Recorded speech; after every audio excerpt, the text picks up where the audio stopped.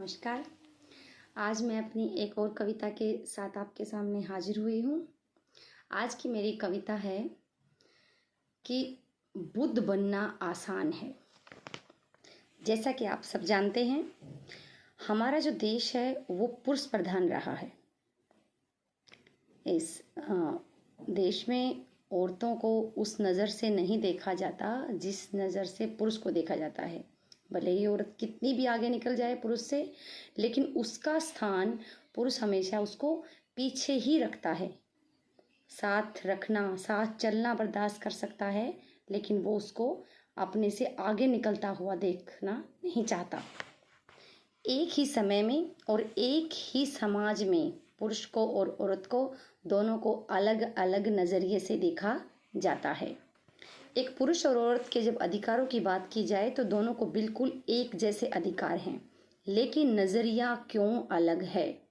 इसी पर मैं आज की अपनी जो कविता है वो लेकर आई हूँ कि नज़रिया अलग क्यों है, देखने का, समाज का, लोगों का, एक औरत को देखने का नज़रिया क्यों है अलग।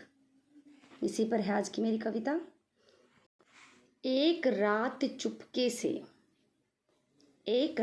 चुपके से घर द्वार स्त्री बच्चे को छोड़कर,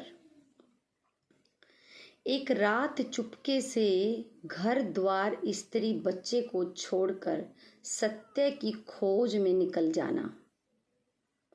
सत्य की खोज में निकल जाना आसान है, क्योंकि कोई उंगली उठती नहीं आप पर, क्योंकि कोई उंगली उठती नहीं आप पर, न ही कोई सवाल पूछे जाते हैं, न ही कोई सवाल पूछे जाते हैं। कोई लालछन भी नहीं लगाता शब्दों के बाणों से, कोई लालछन भी नहीं लगाता शब्दों से, बाणों से।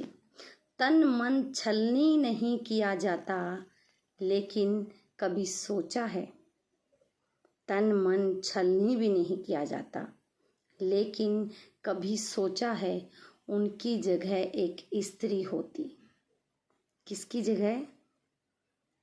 गौतम बुद्ध की जगह पर अगर एक स्त्री होती, वो अगर चुपके से निकल जाती, वो अगर चुपके से निकल जाती घर पति नवजात शिशु को छोड़कर, घर पति नवजात शिशु को छोड़कर सत्य की खोज में, क्या कोई विश्वास करता?